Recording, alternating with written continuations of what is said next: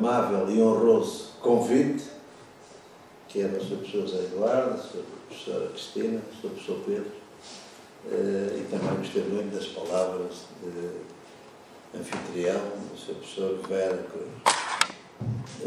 Para quem está de costas, eu estou ali naquela imagem, sou do lado direito. Ainda não tenho o bigode. Sou do lado direito, ao centro está o capitão Salgueiro Maia, que era o comandante de toda a operação Fim Regime, e em cima podem ver um civil, que é o pai do Miguel Sousa Tavares, o jornalista, que estava em cima da guarita da GNR a falar ao povo, às milhares de pessoas que queriam entrar, já lá vamos, queriam entrar no quartel do Carmo para fazer ajuste pelas suas próprias mãos. E o capitão Salgueiro Maia, dado que o Dr. Francisco Sousa Tavares era um advogado que tinha defendido os presos políticos, pediu-lhe para ver se, com a sua imagem pública de resistente, se podia acalmar o povo, e felizmente acalmou. Para que a Chaimite, para que o cargo militar que entrou no quartel pudesse recolher o Presidente do Conselho de Ministros, que foi professor desta casa, o professor Dr. Marcelo Caetano, e que era o Presidente do Conselho de Ministros. Bom, mas, portanto, queria agradecer muito esta oportunidade e queria também dizer que acho eu que costumo fazer isto com muita frequência, quer na televisão, quer na rádio, quer nas universidades, em Coimbra, no Algarve, no Porto, nas escolas, nas autarquias, enfim, sempre que me solicitam, e porque, se calhar, e também porque o capitão Salgueiro Maia, infelizmente, morreu muito cedo. O capitão Salgueiro Maia, que estão ali a ver, e que foi uma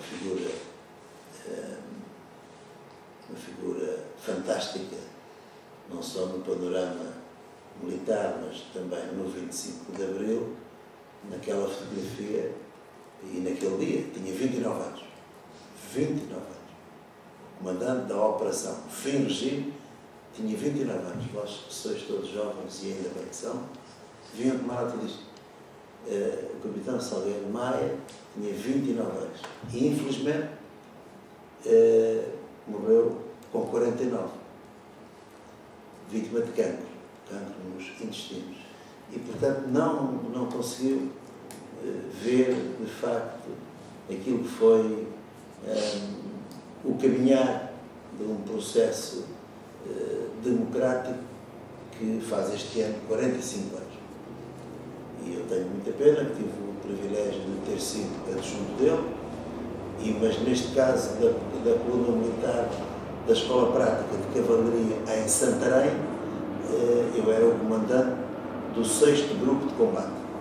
Foi o meu grupo de combate que tomou conta daquela área na Baixa, que tinha a Rádio Marconi, o Banco de Portugal e a Câmara Municipal de Lisboa. Um grupo de combate com 25 elementos, com 25 militares cada um. E depois, dali, fomos para o Largo do Carmo, já vou explicar porquê, e não éramos para ter ido, mas depois disso, porque a operação correu muito bem, foi um sucesso em termos militares, em termos daquilo que era a nossa missão, e depois demos a missão de ir para o Largo do Carmo, onde se veio a constatar que estava refugiado o governo. O Presidente do Conselho de Ministros, Marcelo Caetano, o Ministro dos Negócios Estrangeiros, Rui Patrício, e o Ministro da Informação e Turismo, César Moreira Batista, e o Ministro da Defesa Nacional, Silva Cunha. Eram os 4 membros do governo que estavam no quartel de Dutra. E, portanto, eu quero agradecer muito esta oportunidade, quero agradecer muito a vossa presença e quero dizer que a única coisa de interessante que pode ter a minha vinda aqui à Faculdade de Direito e ao Instituto é estar a ouvir, na primeira pessoa, um protagonista daquela madrugada. Esta, acho eu, que é a única coisa. Estão a ver ali o capitão Salveiro Maia, estão também a ver aqui, e ao lado, ele tinha 29 e eu tinha 25 anos. Eu hoje, como se vê, tinha 25 anos. E hoje tenho pouco mais, mas como se nota. Mas, e esse é o único, acho eu que é o único, não direi que é o único, mas o grande interesse desta oportunidade que muito agradeço é estar aqui a falar a alguém da vossa idade que participou nesta ação militar que se chamou Operação Fim do Regime. Era assim que se chamava a Operação Militar. E estar aqui numa universidade como esta, numa faculdade como esta, num instituto como este, 45 anos depois, numa faculdade e numa universidade, teve uma importância muito determinante para o esclarecimento, para a resistência, para as lutas académicas, e, portanto, é também, se eu sou uma responsabilidade para mim próprio, estar aqui numa casa que deu até militares, que deu até filhos militares que participaram também nesta ação. E, portanto, o grande interesse de uma palestra, de uma comunicação que seguramente não vai ser nem monótona, nem chata, é estar aqui, como se diz em gíria popular, o verdadeiro artista. E, portanto, é fixarem, é tomarem notas, é fazerem perguntas, porque, de facto, é bom que a gente possa ter essa oportunidade. E eu estou aqui não só pela escola, não só por tudo quanto ela representa, mas devo dizer que estou aqui especialmente pelo Sr. Professor José Eduardo Franco, que é uma pessoa que eu, em termos académicos e pessoais, muito prezo. Portanto, este ano faz 45 anos da madrugada libertadora. Eu fiz a guerra colonial, fui militar em Moçambique, fui oficial miliciano em Moçambique, uma guerra que é bom que se saiba, e se calhar por culpa da minha geração, pouco se sabe, onde jovens entre os 20 e os 22 anos morreram cerca de 10 mil jovens. Cerca de 10 mil jovens entre os 20 e os 22 anos. E jovens que ficaram vítimas de arrebentamentos de minas e outras coisas, e emboscadas, que ficaram sem vista, sem braços, sem pernas e marcados para a vida inteira, foram mais de 40 mil.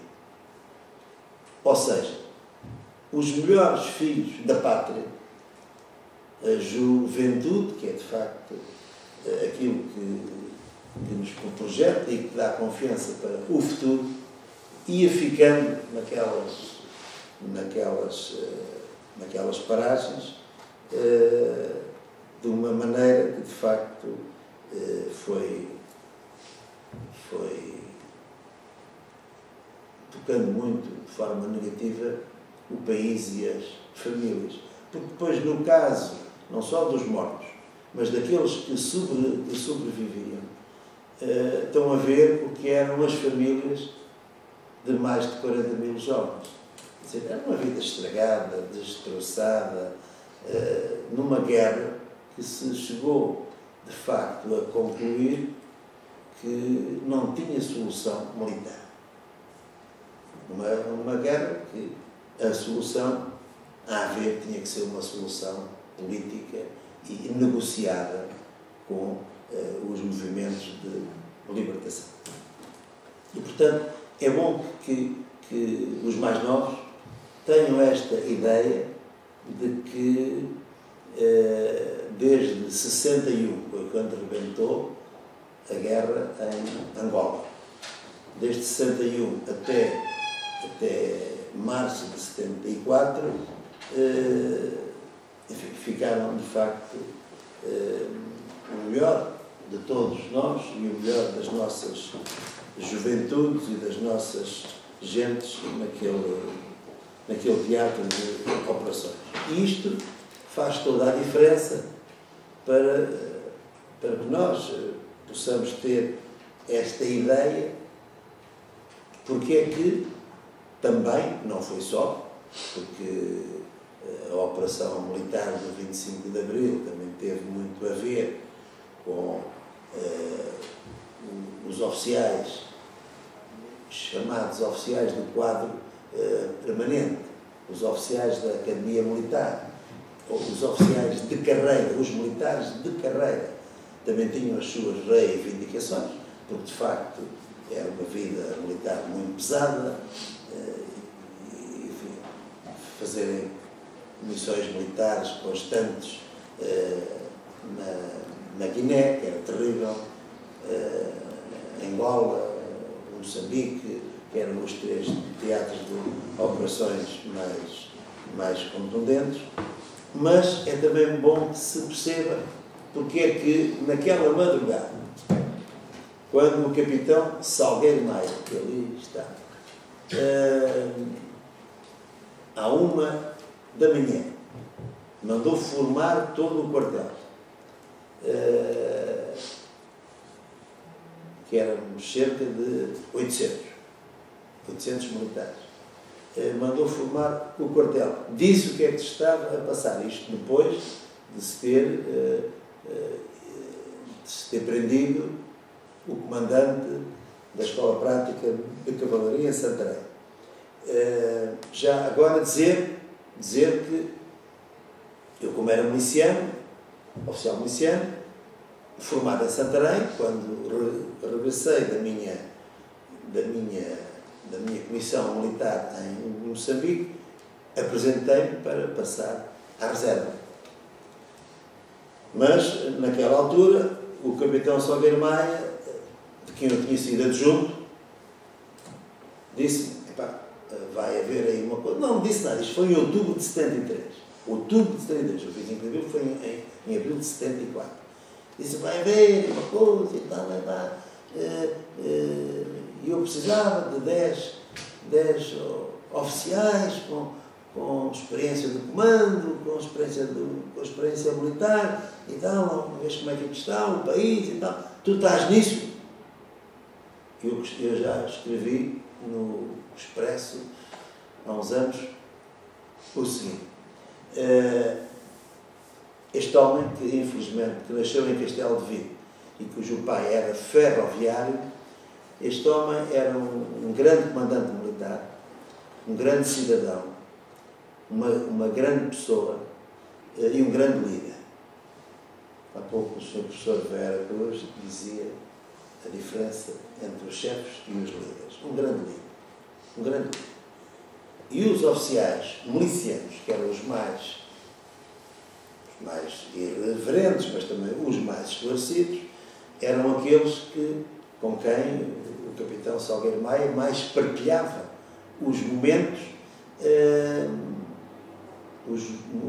como é que eu ia dizer, os momentos do silêncio, porque não havia a polícia política, não se podia falar, ninguém podia falar mais do que com uma pessoa e sozinho, sei lá, no átrio aqui da faculdade, porque ninguém sabia se o outro estava a ouvir e ia dizer que não sei o quê. O capitão Salgueiro Maia, quando falou comigo, pois não quero dar a antecipar, porque isto tem graça entre aspas, é porque está aqui um protagonista dessa madrugada, porque as coisas foram muito complicadas. E portanto, dizia eu que não se podia falar, não se podia reunir, portanto, os contactos que foram feitos um a um. Ou seja, como é que ele fazia? E depois como é que nós fazíamos? Era quem gostava de ouvir as músicas do Zeca Afonso, antes do 25 de Abril. Quem gostava de ouvir o Zé Mário Branco. Quem gostava de ouvir o Francisco Fanhares. Entre outros, o Adriano, etc. Quem gostava disso era um atrevimento, era um sinal, era uma ousadia para dizer assim ao professor Pedro: você gosta desta coisa?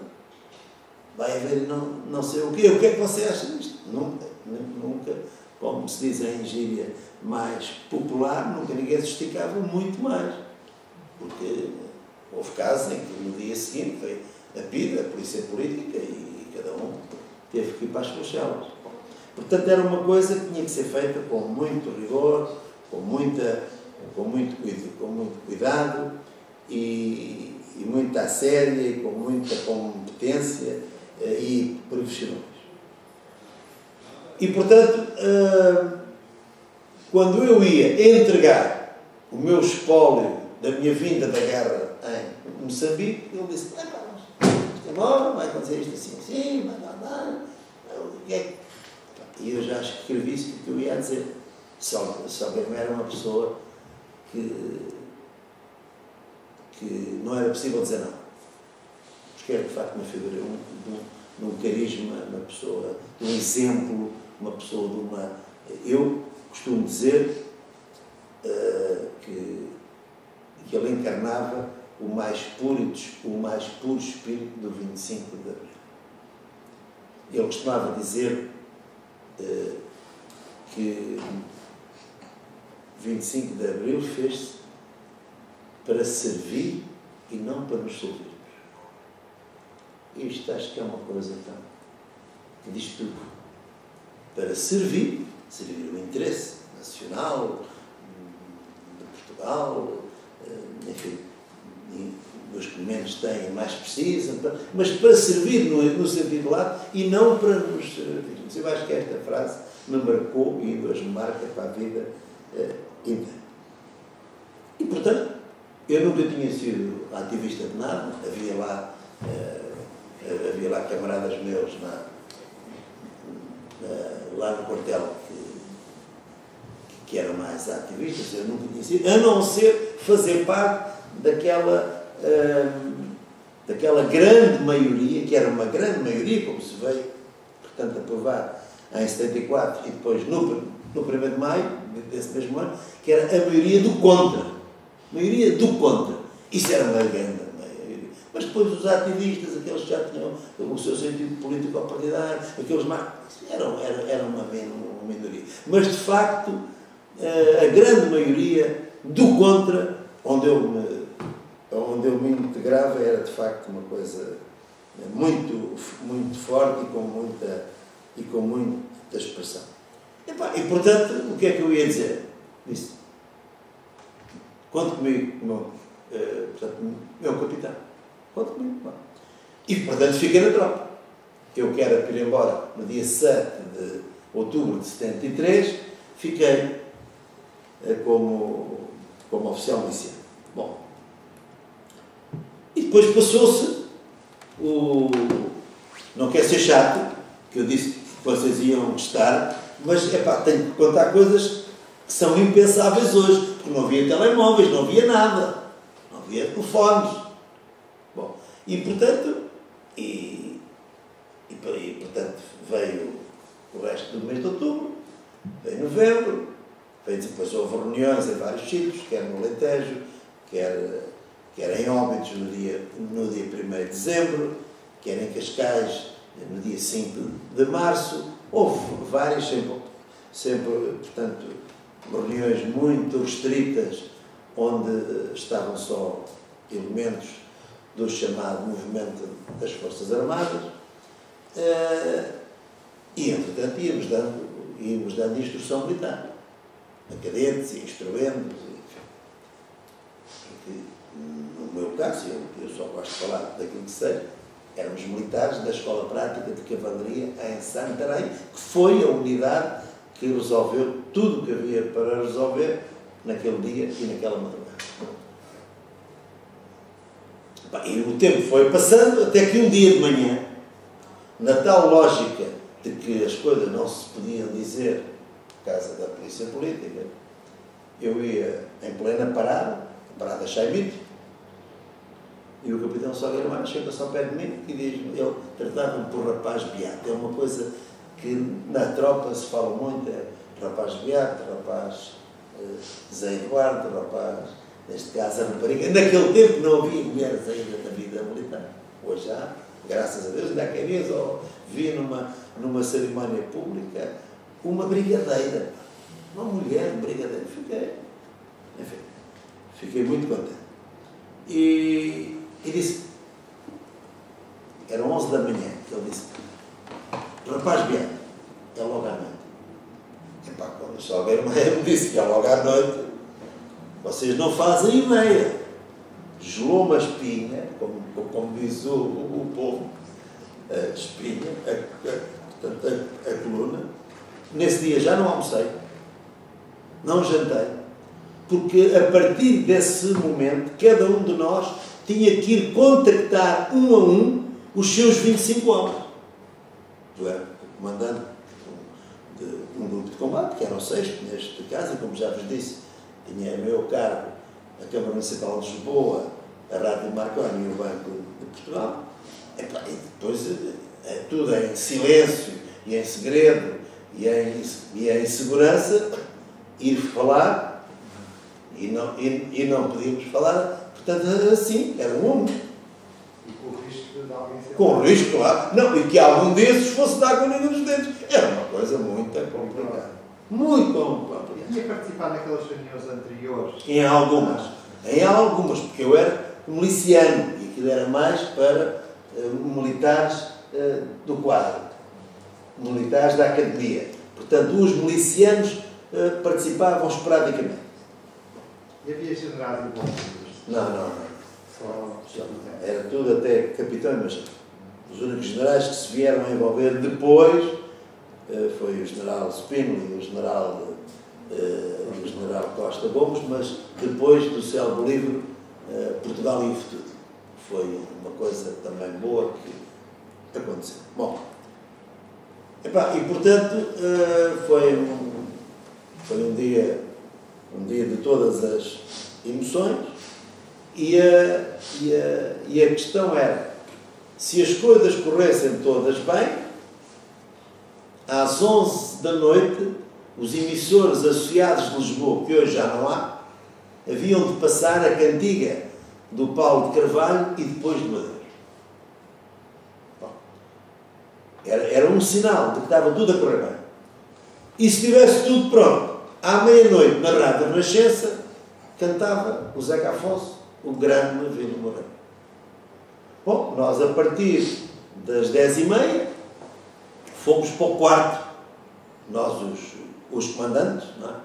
Os adjuntos dele, fomos para o quarto do capitão Salgueiro Maia, no quartel.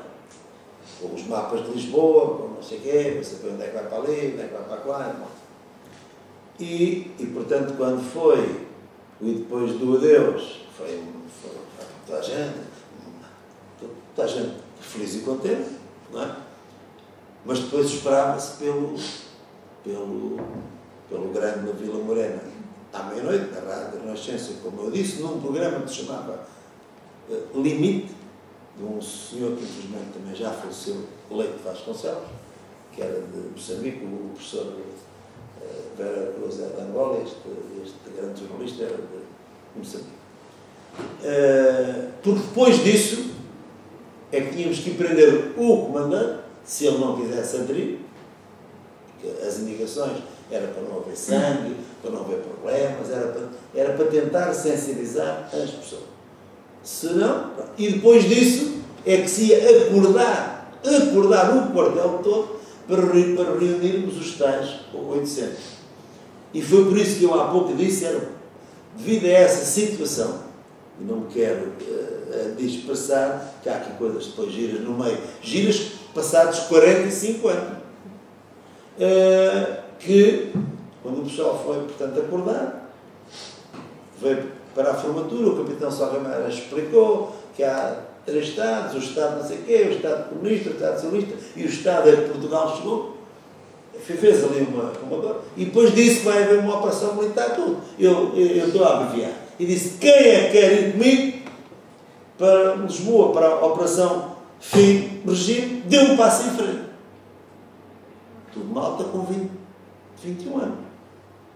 E todos estão. Todos estão. Sem ideologias, sem política, não sei o quê. Pá. Era esta. Por isso é que eu dizia, era este sentimento do contra. Havia uns que já eram líderes de certas coisas, mas isso era meia dúzia. Agora, as pessoas, de facto, e depois o capitão Salgueiro Maia era um líder. Era uma pessoa em quem se acreditava. Era uma pessoa em que nós íamos atrás dele. Bom, e portanto depois só viemos 250. Os que ficaram no quartel, e nós íamos morrendo todos aqui em Lisboa, já vamos ver isso, íamos morrendo todos, hein? Mas os que ficaram lá ficaram tristes, pá. Porque queriam também vir para a Revolução e para a Liberdade, não sei o quê, pronto, e ficaram lá porque só podiam vir 240. Porque aquilo tinha uns pelotões, tinha uns grupos de combate, tinha outros esquadrões, e portanto aquilo tinha um determinado formato que tinha que ser assim. Depois saímos de Santarém às 3 da manhã. Chegámos a Lisboa às 6h30 da manhã, ao terreiro do Paço. Sem dormir. Sem nada. E com os carros militares, estava tudo velho, pá, a variar no carregado e na azambuja. E aquela história que já devem ter ouvido falar. Não havia autoestrada. A autoestrada começava em Vila Franca, quando a gente veio. Não sei se já ouviram falar na história de que os militares e a coluna militar parou ao semáforo. Não viram isso no filme? Sim. Ao semáforo vermelho. Bom, então vou-vos dizer que no filme aparece o semáforo em Lisboa. O semáforo foi aqui na cidade universitária. Foi ali, naquele semáforo, quem vem da Avenida Brasil e dos que vêm da churrasqueira, o semáforo foi aí. E o militar que levava o jipe à frente da coluna do capitão Salgueiro Maia, que ia a ver Lisboa e não sei o que tal, estava vermelho, ele deu uma coisa no jipe e o capitão Salgueiro Maia bateu com a cabeça no vidro. E ter-lhe dito, então pá, ele disse, está vermelho, meu capitão. Epá, foi aqui, fixem isto que é uma coisa gira, foi aqui, na cidade universitária, onde esta coisa, vamos embora e tal. Depois com isto vamos embora, atropelámos 2 carros na Avenida da Liberdade, porque àquela hora a gente vinha aí dessas noites mais quentes, mas pronto, correu tudo bem, não houve problema nenhum, mas para saberem que de facto assim foi, e que é bom que a gente fique com esta ideia. Não havia telemóveis, não havia telefone, não havia nada. Os rádios próprios funcionavam mal. E, portanto, isto foi, de facto, uma grande epopeia. E foi feito por jovens entre os 20 e os 30 anos. Às vezes fala-se tanto da juventude, fala-se tanto da geração rasca, fala-se tanto de não sei o quê.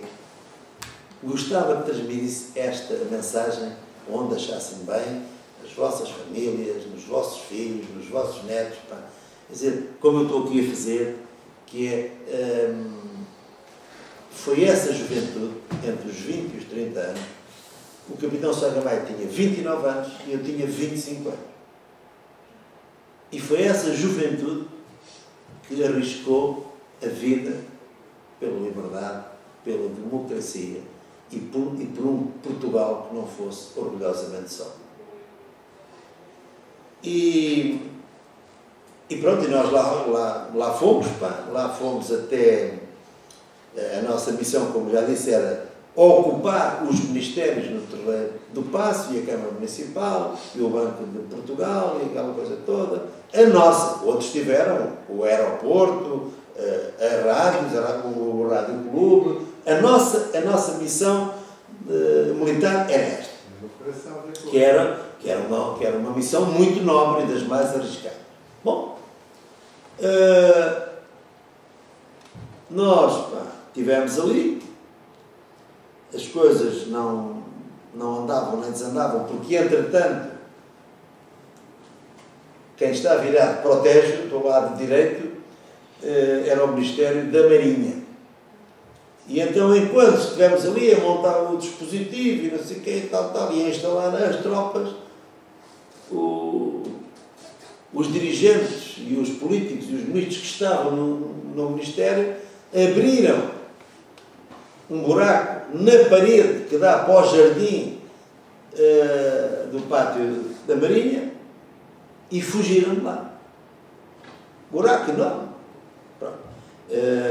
Porque se calhar já um dia alguém tinha pensado que podia acontecer esse dia, não sei o quê, senão como é que tinham ali uma picareta e uma coisa para abrir um buraco grande por onde passaram os oficiais e o ministro portanto, que estava ali. Bom, entretanto aparece aquela fragata militar que veio se posicionar junto ao cais das Plumas. Aquela fragata, cujo comandante era um familiar do professor de Francisco Louçã, que era o comandante Louçã, se tivesse disparado para a Praça do Comércio, tínhamos morrido todos. Tinham um alcance. E nós estávamos ali, como diz o povo, à mão de semear. Mas, felizmente, não aconteceu isso, porque houve ali contactos. O imediato, que era o comandante a seguir ao comandante, era uma pessoa que tinha ligações ao regime portanto, militar portanto, do movimento, e, portanto, houve ali esse momento que esteve para acontecer, não aconteceu. E nós estávamos ali todos, os 240. Bom, entretanto, como disse, a gente chegou às 6h30 da manhã, cada um tomou as suas posições, e por volta das 8 da manhã começam a vir 4 carros de combate M47, daqueles que a gente vê nos Montes Golãs, aqueles grandes, 2 junto ao Rio Tejo e 2 na Rua do Arsenal, em frente à Câmara Municipal. Que era uma coisa que não estava, portanto, prevista, porque era suposto que, se todos os militares tivessem cumprido a missão que lhes estava cometida, aqueles carros, quando saíssem do quartel na ajuda, eram encaminhados para o Estádio Nacional. Só que, e aconteceu em alguns momentos, os militares que tinham certas missões não tiveram, àquela hora, a fazer o que deviam ter feito. Uns por receio, outros para ver o que é que isto dava. Isto é tudo muito bonito. Mas quem saiu de Santarém às 3 da manhã foram os militares da Escola Prática de Cavalaria. Bom, houve ali momentos, este foi o segundo momento em que podíamos também ter morrido todos. Porque o Sr. Brigadeiro Junqueira dos Reis, que era o vice-governador, era o segundo comandante da região militar de Lisboa, deu ordem para atirar sobre Salgueiro Maia. Quando ele foi ao encontro dos carros de combate, com um lenço branco na mão, assim,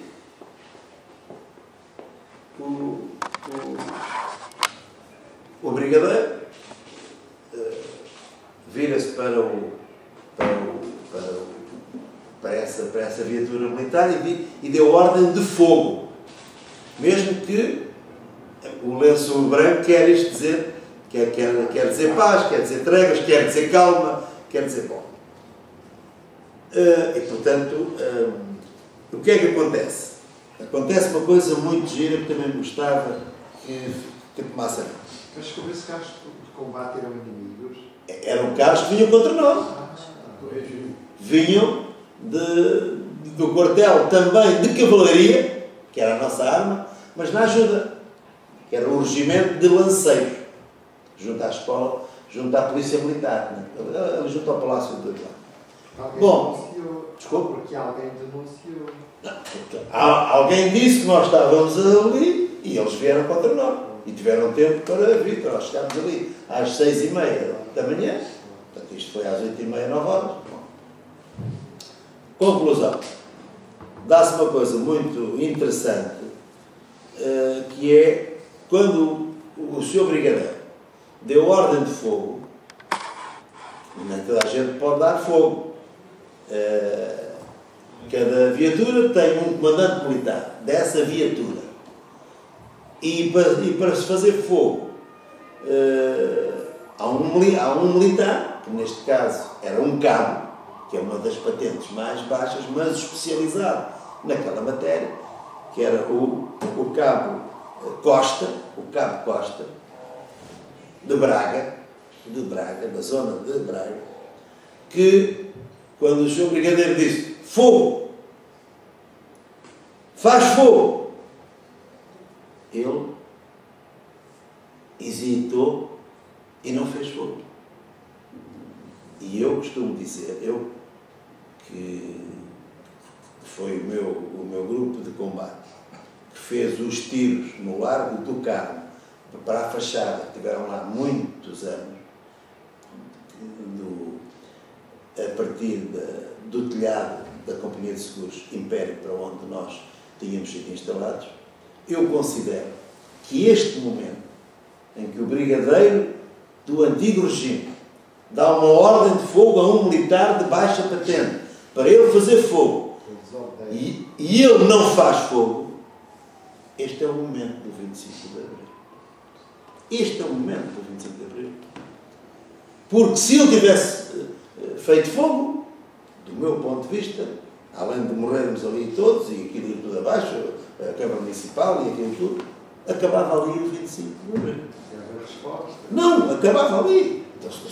Então, se fosse morto o capitão Salgueiro Maia, se morrêssemos a gente todos, acabava ali o 25. Portanto, este militar, de seu nome, José Alves Costa, que durante mais de 30 anos ninguém o encontrou e que andámos à procura dele,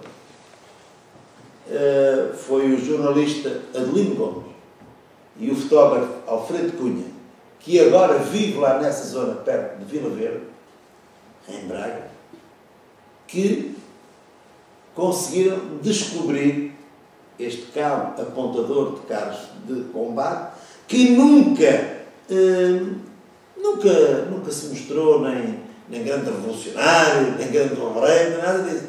E, portanto, e agora já o conseguimos até, enfim, trazer cá.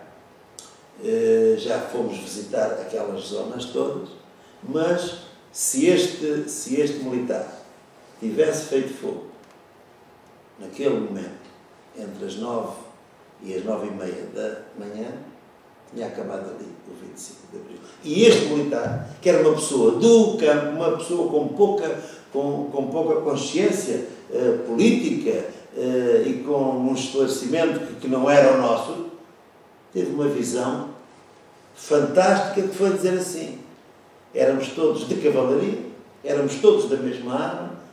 Isto já me disse ele a mim. Disse: eu, se fizesse fogo, tive a ideia que ia matar os meus camaradas de armas. E, portanto, disse ao brigadeiro: vou ver se consigo. E começou assim a mexer nas coisas, tal, foi-se metendo para baixo, fechou, aquilo tem uma escultura, fechou aquilo, nunca mais saiu de lá. Bom, e o brigadeiro, com tanta ficou fora dele, depois foi dar 2 murros, que também se vê nesse filme, 2 murros na cara dos militares que estavam ali, porque aquilo foi uma revolta que ele sentiu e uma impotência, porque também sentiu que aquilo podia ser uma coisa ou outra. E, de facto, para mim, este momento do cabo apontador de carros de combate M47 foi, de facto, o grande momento do 25 de Abril de 74, que faz este ano 45 anos. Isto, é bom que se saiba isto. E ainda por cima, quem tem a vossa idade e que está numa casa como esta, que, enfim, que é uma casa de formação e de afirmação, porque, como eu disse, estão a ouvir isto da boca de quem estava lá. E é importante que esta mensagem passe, porque a professora Cristina nunca mais se vai esquecer disto. Tenho a certeza, porque, quer dizer, isto é uma mensagem, e é uma reportagem, e é um comentário que nos toca a todos. Também, ainda a mim hoje me toca, eu ainda a mim hoje me arrepia certos momentos. Bom, nós, portanto, a nossa missão era ali. O nosso plano de operações era... E quando as pessoas, e muito bem, às vezes, eu tenho contado isto, como já disse, na televisão, na rádio, nas faculdades, nas universidades, nas escolas, nas associações, enfim, por esse país fora, sempre que me convidam e que eu posso, no ano passado estive nos Açores, faço isto com todo o gosto. É importante que a gente tenha esta ideia. Fomos dali para o Cabo. Os cravos, eu pus isto aqui. Eu sou conselheiro do Presidente da República para as questões do 25 de Abril.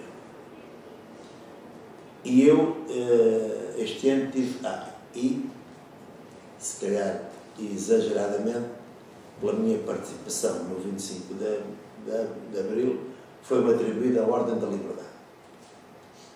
Mas eu acho que este Cabo Costa, este Cabo Costa é que é um verdadeiro ator deste momento. E então a minha ideia, já falei aliás para alguns colegas meus conselheiros, era que nos 45 anos do 25 de Abril pudéssemos atribuir uma condecoração a uma figura do povo que ninguém conhece, e que foi o seu discernimento, a sua formação, a sua lucidez, que fez com que fez com que houvesse 25 de Abril, de facto. Porque se tivesse morrido o capitão Salgueiro Maia, o tenente Assunção, e a gente todos, e não sei o quê, o capitão Tavares de Almeida, e os seus militares, o brigadeiro tomava conta daquilo tudo, os carros de combate entravam para ali. Quer dizer, e isto é uma história que faz a diferença toda. E numa universidade, numa faculdade, num instituto, com a história que esta casa tem, eu tenho o maior gosto e uma grande responsabilidade em estar-vos aqui a dizer isto. E gostava que a partir de hoje fossem embaixadoras e embaixadores desta mensagem, que é uma mensagem autêntica, verdadeira, de quem teve o privilégio de ter participado naquela madrugada libertadora. Bom, dali, como é que aparecem os cravos? Isto aqui neste coisa, depois há aqui o grande Vila Morena, que, enfim, que foi a... eu depois não vos contei que é assim, estávamos no quarto. Isto são tantas coisas, a gente estava aqui até às tantas. Bom, E à meia-noite, todo o pessoal com 20 e poucos anos, tudo ali, agora vem a Rádio Renascença e o Grande da Vila Morena e tal. E agora veja, depois eu quero contar uma coisa sobre a Pontinha, mas agora veja, estamos sob grande tensão e veio o noticiário da meia-noite na Rádio Renascença e o Grande Vila Morena, zero. Tudo ali, a olhar, à noite, fechados. O comandante ainda não estava preso. E, portanto, tudo podia ser ali um... Bom, meia-noite e 5, Grande Vila Morena, nada. Olha aqui isto. E ia havendo a conversa, e mais uma música, mais não sei o quê, na Rádio Renascença, no programa Limite. Meia-noite e 10, nada. Bom, naquele momento, 5 minutos, era 1 hora. Estava ali. Meia-noite e 1/4, porque o programa era ser à meia-noite. Era aquela coisa, à meia-noite. Meia-noite e 1/4, nada. Bom, chegou-se à meia-noite e 1/4 e o capitão Salgueiro Maia, que Deus tenha alma em descanso, era uma grande figura, começou a arrumar os mapas de Lisboa e não sei o quê, aquela coisa. Disse, pronto, como já tinha havido o 16 de março que não tinha corrido bem, se houve algum problema, alguma coisa tal.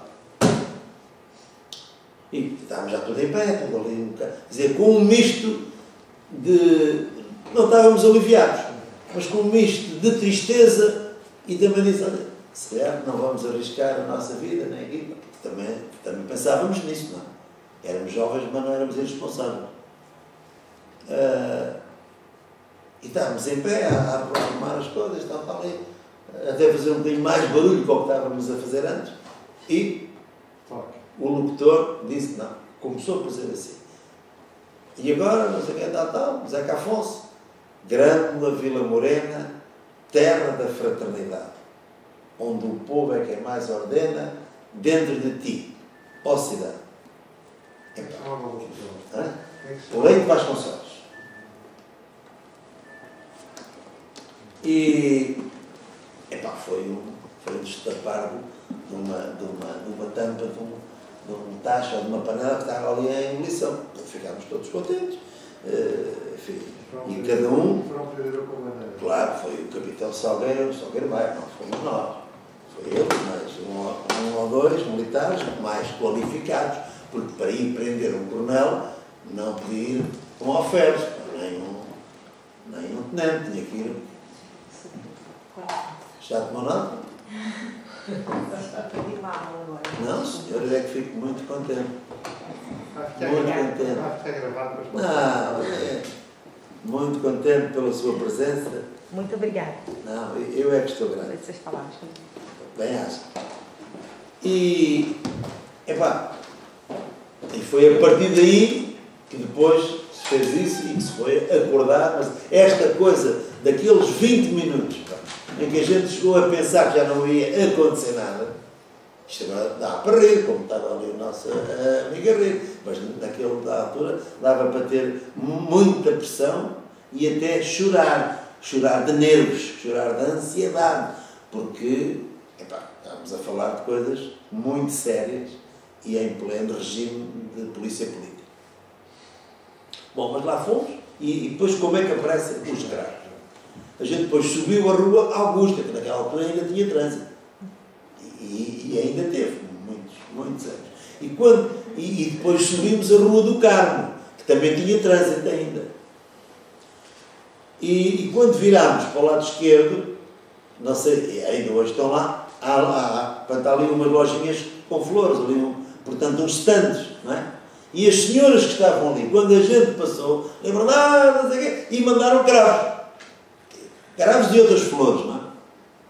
Com uma simpatia. E os militares puseram o cravo na espingarda. E foi essa imagem, nessa noite, que correu muito.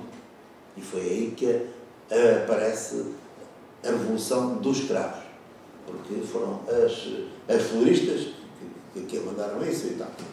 Bom, lá subimos, e chegámos ao quartel do Carmo ao largo de volta das 11 da manhã. Esta fotografia, como eu disse, é ao meio-dia, as primeiras palavras que o capitão Salgueiro Maia disse aos jornalistas e portanto ninguém se rendia e estivemos ali até às 4 da tarde. E o portão... Sim, mas o portão não se abria, não havia ali forma, até que eu recebi ordens de ir lá então para o telhado da Companhia de Seguros Império e de lá fiz fogo com o meu carro, com os meus militares, para a fachada do quartel do carro. No sentido, para ver se eles abriam a porta, se vinham cá fora falar connosco, ou então, e o capitão Salgueiro Maia, com este megafone, que depois deu ao doutor Francisco Sousa Tavares para acalmar o povo, ia dizendo que ia dar mais um tempo, porque se não se rendessem, se não abrissem as portas do quartel, tínhamos ali fogo suficiente militar de carros para também arrasar o quartel. Coisa que não queríamos, que as ordens não eram essas. As ordens era não haver sangue, nem haver, enfim, distúrbios dessa ordem. Pronto, depois disso, às 4 da tarde, depois destas rajadas que eu e o meu grupo de combate fizemos, lá se abriu o portão.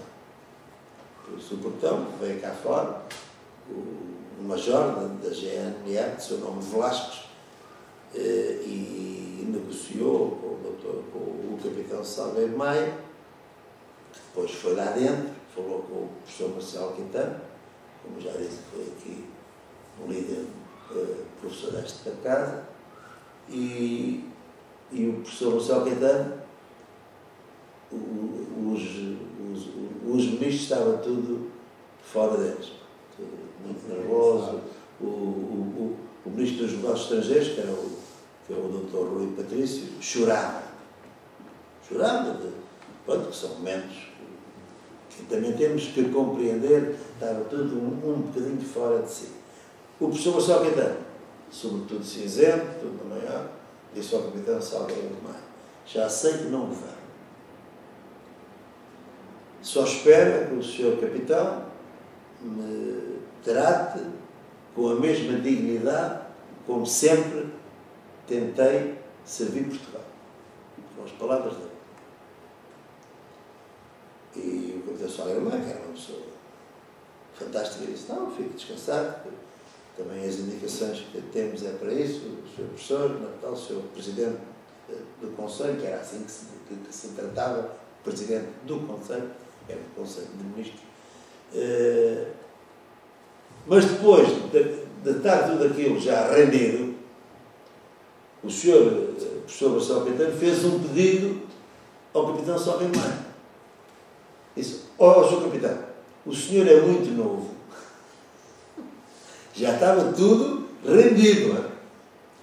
O senhor é muito novo, eu gostava de me render a um general. E a prova de que de facto esta revolução, aqui o chamam também golpe militar, teve coisas sui generis, já vos vou contar uma que se vão rir, mas que não tivemos culpa.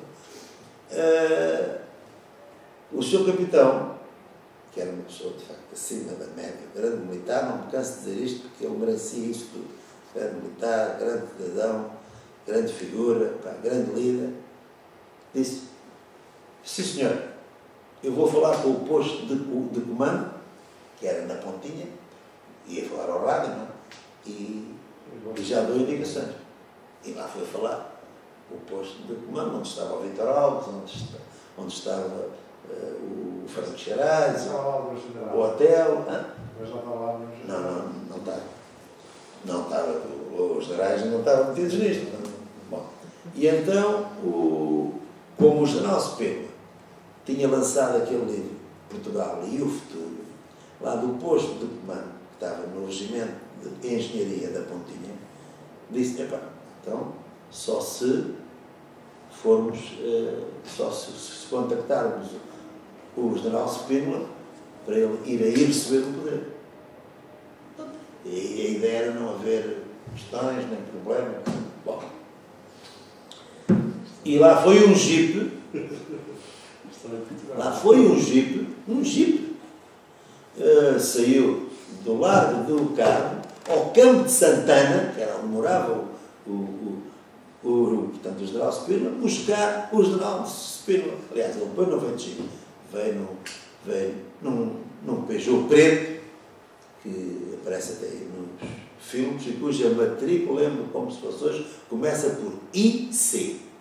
E onde ele chegou por volta das 6h30 da tarde. Portanto, lá chegou ao Largo do Carmo, entrou lá no quartel, foi lá falar com o professor Marcelo Caetano, e pronto, e lá se fez a vontade, quer dizer, como diria o falecido e saudoso Raul Solnado, a guerra parou durante 2h30, simplesmente nada. Mas estamos hoje a rir. Mas naquela altura, pá, não havia conversa, porque foram momentos muito difíceis, muito duros, e tudo malta nova. E tudo malta nova, senhor professor. Porque o próprio capitão Salgueiro Maia tinha 29 anos. Foi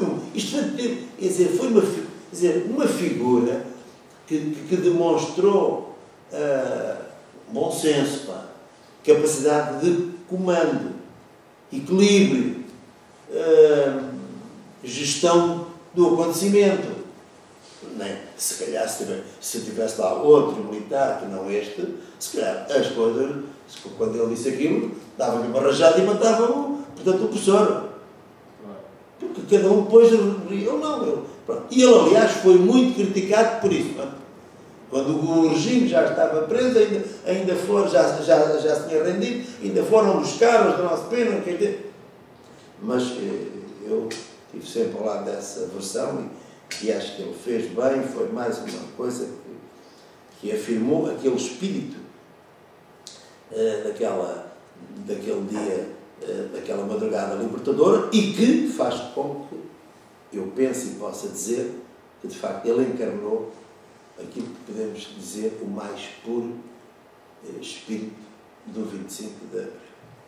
Bom, mas depois, quando eles entraram, depois da Chaimite, aquilo que tem um perdão, que ainda lá está hoje, muito estreitinho, e para a Chaimite entrar lá dentro, porque o povo queria entrar e queria fazer ajuste de contas, foi por isso que depois apareceu o Dr. Francisco Sousa Tavares, a pedido do capitão Salgueiro Maia, foi falar, calma e tal, bom, não foi nada fácil. E depois de estar, e aquilo tinha assim uma porta, que era muito estreitinho, e desde a porta onde eles estavam até à porta da Chaimite, aquilo, ninguém podia ali chegar, porque aquilo era uma coisa muito estreitinha, eles ainda entravam e tal, tanto sentado. Mas depois, a nossa missão militar era no terreno do Paço. Foi esses os mapas e as plantas da cidade de Lisboa, que a gente teve a estudar enquanto, não sei o quê, vinha o grande Vila Morena e o depois de Badeus e tal. Mas depois era preciso ir levar o professor Marcelo Caetano e o governo à Pontinha. E ninguém sabia o caminho para a Pontinha. Não, ninguém havia. E o capitão Salgueiro Maia chamou-me e disse: rapaz, Beto, tu sabes o caminho para a Pontinha? E eu, com um misto de honra, dizer: não me deixe, sou eu que vou levar o governo e a Chaimite à Pontinha. Essa não era a nossa missão. Portanto, os planos que a gente estudou, os mapas que a gente estudou, não era para ir à Pontinha em nada nenhum. Era para ir a ver a Liberdade, era para vir desde o aeroporto, a ver a Liberdade, Praça do Comércio. Essa que era a nossa missão. Portanto, quando eu me pergunto se eu sabia o caminho para a Pontinha, eu disse: queres ver que agora vou ser aqui investido, com 25 anos neste comando do governo e tal. Depois caí em mim e disse: mas, ó meu capitão, eu não sei o caminho para a Pontinha. Ninguém sabia. Não era essa a nossa missão. Depois lá resolvemos isso, porque na tropa, usa-se muito esta coisa que é o Lisboa, o Setúbal, o Santarém, que, conforme as terras de onde as pessoas são. E havia lá, também nesta nossa coisa, o Cabo Lisboa, e o Cabo Lisboa depois nos ajudou, enfim. E quando tiraram o governo, meteram-nos na Xangui, sim, e as pessoas depois deixaram passar? Deixaram porque aquilo é um carro blindado. Então, cara, depois aquilo está lá dentro, já ninguém pode mexer. Não, mas ainda ainda houve ali. Mas o Sr. Marcelo foi levado para a Pontinha, não foi direto para o aeroporto? Não, senhor, foi para a Pontinha. Quantos ministros tinham lá dentro? 4. Ele e mais 3. O Presidente do Conselho, ministros, Ministro da Defesa, Silva Cunha, como vê, estou em forma, não tenho aqui os nomes. Rui Patrício, que era o Ministro dos Negócios Estrangeiros, que foi para o Brasil, onde ainda hoje está. Ainda está vivo? Ainda está vivo. E o Dr. César Moreira Batista, que era o Ministro da Informação e Turismo. Eram os 4 membros que estavam. Bom, e depois o objetivo era levados para a Pontinha? Para a Pontinha, e depois o MFA, logo preparei, porque também havia esta coisa muito nobre, que era estarem em liberdade. Não, por amor de Deus. Olha, obrigado. Não, havia esta coisa de eles serem entregues em segurança. Porque as ordens que tínhamos era não haver sangue. E a pena para estes nossos colegas terem ido embora, mas depois dizem que mas houve 4 mortes nessa data. 4 mortes. Foi a PIC, não? Foi a PIC, foi a polícia política. Quando já estava tudo resolvido, pá, e o governo já se tinha rendido, já estava dentro da Chaimite Bula, Chaimite de seu nome Bula, também de Santarém, foram para cima do telhado da rua Vítor Cordon e de lá de cima atiraram a esmo, pá, e mataram 4 pessoas. Não, pessoas civis. E até 2 delas bastante novas. E, portanto, o que quer dizer que o sangue que houve nessa operação e nesse dia da liberdade foram feitos ainda por agentes que serviam o antigo regime. E isso também é alguma coisa que, enfim, que ainda hoje também deve. Está lá, aliás, uma placa na rua Vítor Cordon, quando lá passarem. E ninguém reagiu contra eles? Os militares não dispararam? Não dispararam, mas aquilo foi. Ninguém estava à espera disso, porque eles estavam lá em cima e eles. Foi autenticamente a traição. E, portanto, foi de facto uma coisa que marcou de forma negativa também esse dia e essa madrugada. Só 2 notas finais. Aliás, portanto, 3. A primeira, que o 25 de Abril foi uma quinta-feira. Fixem isto, também é interessante. Foi uma quinta-feira. 25 de Abril de 74. Quando a gente saiu do Largo do Carmo a caminho dos Restauradores e depois da Avenida da Liberdade e depois Marquês de Pombal e depois a Avenida da República e tal, começou a chover. Aquela chuvinha miudinha. Portanto, um pormenor, mas às vezes, para quem fizer um textozinho sobre esta matéria, é interessante, Vossa Excelência, que é dessas artes e dessas áreas, é interessante saber-se que ao fim do dia 25 de Abril de 74, que era uma quinta-feira, começou a cair uma chuva no meio-dia. Depois, não havia, como já disse, telefones, nem telemóveis, não sei o quê. E, portanto, à medida, o semáforo não foi só este aqui da cidade, tanto universitária. À medida que a gente ia com o governo preso para o entregar no posto de comando do movimento das Forças Armadas na Pontinha, no Regimento de Engenharia, nas avenidas havia semáforos, tínhamos que parar. Porque não havia nem escolta, nem não sei o quê. Não íamos agora passar e ainda por cima já estava, o essencial estava feito. À medida que íamos parando, a coluna militar foi-se partindo, que é uma coisa que em termos militares é terrível. Uma coluna militar nunca deve perder o contacto. Quem vai à frente deve sempre manter o contacto com a viatura de trás, que isso é que também dá força e coerência à própria coluna. E proteção. Mas a chave ia à meio ou ia à frente? Ia à meio. À meio. Bom. E o que é que se partiu? Por causa dos semáforos? Os semáforos. Parava ali, parava lá. E depois não havia horas, espera aí. Não, zero. Não havia. E o rádio não funcionava. E quantos carros iam? Muitos. Eram mais de 100 carros. E depois meteram-se carros civis no meio. E tal. Uma coisa, enfim. E então, isto foi... Naquela hora já sabiam a população que ia acompanhar? Já, então era ao fim do dia. Isto foi... A grande coisa disto foi quando a gente chegou a Lisboa, às 6h30 da manhã. E depois, quando a gente saiu, por volta das 10 horas, para o Carmo, o povo já ia connosco a pé, sempre, a gritar liberdade, democracia, liberdade, vitória. Bom,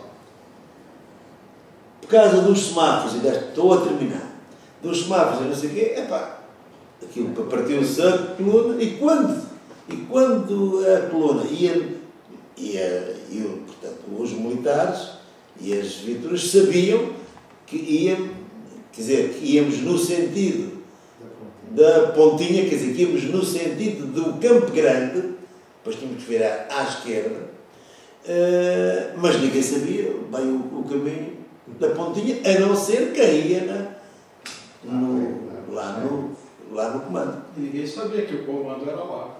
Não sabia. Senão, claro. E então, metade da coluna a seguir, portanto, que vinha depois da Chanite, não, chegou ali, o que é que pensou? Porque já não se via, não é? Chegaram ali, não viam as outras viaturas militares, em vez de virarem para a esquerda, para a pontinha, o que é que pensaram? Voltaram para o quartel, para Santarém, nessa noite chegaram a Santarém ainda. Sozinhos. Pensavam eles que os outros iam à frente. Quando chegaram lá, foi o que nos aconteceu 4 dias depois, e estava o povo todo à nossa espera, eles não tinham ninguém à espera deles. Foi um momento dos mais tristes depois daquela vitória militar. Foi um momento dos mais tristes para aqueles militares com 20, 21, 22 anos, porque, ao fim e ao cabo, não cumpriram totalmente a sua missão. Não, mas é que isso, mas pronto, hoje. Mas naquela altura, os militares que arriscaram tanta coisa, não foi um momento que tivesse sido um momento para eles feliz. Acabando... Chegaram à pontinha. Claro. E foram recebidos por quem? Lá pelos comandos que estavam lá. Depois viemos comer, depois viemos para o colégio militar, deixámos lá. Finalmente deram uma refeição. Viemos uma refeição que foi arroz branco com almôndegas. Arroz branco com almôndegas. E estávamos nós a descansar, todos molhadinhos daquela chuva, tal. Recebemos indicações para nessa mesma noite nos levantarmos, não todos, alguns de nós, mas eu fui, para irmos levar a Junta de Salvação Nacional à televisão, que era no Lumiar. E quem era a Junta? Era o General Spínola, era o Costa Gomes, eram 7, era o Diogo Neto, agora já não lembro os nomes todos, mas eram 7. Eram 7 do Exército, da Força Aérea e da Marinha. Era o Almirante também, Rosa Coutinho. Mas é que a grande muito no seu país que... Foi aí que, exatamente. Foi por volta das das 11 da noite. E essa operação, havia um comando, mas havia um líder que estava no centro de operações a comandar. Havia. E que era o Hotel Saraiva de Carvalho. que estava ali na Sim, ponte. sim, estava na pontinha com outros militares, mas ele era o coordenador de toda a ação militar. Para terminar, o que é que eu queria dizer? Pus aqui, jovens universitários. Queria realçar duas coisas. Uma, o papel da juventude neste importante momento de liberdade e democracia do nosso Portugal contemporâneo. Foram graças aos jovens, que esse passo foi dado. E como todos eram voluntários, ninguém veio obrigado. Só veio para Lisboa quem quis. E foi dito às pessoas ao que vinham. E eu acho que a juventude merece esse destaque, e a começar pelo capitão Salgueiro Maia, que tinha 29 anos, também era um jovem, e um grande jovem militar, um grande jovem capitão. E depois, os jovens universitários, porque os jovens universitários tiveram um papel face ao seu esclarecimento, face à sua consciência cívica e social e consciência política, tiveram um papel muito importante em todo este processo, porque eles próprios também lideravam o esclarecimento e as opções e as influências e as decisões. E o próprio capitão Salgueiro Maia fez uma coisa que se revela, entre outras, de ser de facto um comandante muito esclarecido e avançado. Ele preferiu que na sua coluna militar viessem militares que ainda não tinham concluído toda a sua instrução e formação militar, mas que tinham formação cívica e consciência política, que isso iria ajudar, como ajudou, nos diversos momentos por onde nós passamos. Não é? E isso, podíamos ter vindo outros militares. Não, ele preferiu que fossem aquilo que a gente na vida militar chama os cadetes, que são aqueles que estão a tirocinar para oficiais, ou os instrumentos que estão a tirocinar para sargentos. Ele preferiu esses que ainda não tinham acabado o seu curso militar e a sua digamos que a formação, para virem connosco, de que virem outros que já tinham a sua escola de formação, portanto, acabada e completa, mas que não tinham esse sentido cívico e de consciência política. Foi uma decisão dele e que eu acho que o papel desses jovens mais esclarecidos, e dado que estou aqui numa universidade, também era uma palavra de louvor, de agradecimento, de reconhecimento, a que associava o meu, mais uma vez, muito obrigado por ter tido a oportunidade de me ouvirem e de vos falar da primeira pessoa naquilo que foi a história do comandante do 6º Grupo de Combate, do 6º Pelotão, na Operação Fim Regime, que em 74 marchou sobre Lisboa, sob o comando desta grande figura, capitão Fernando José Salgueiro Maia. Muito obrigado.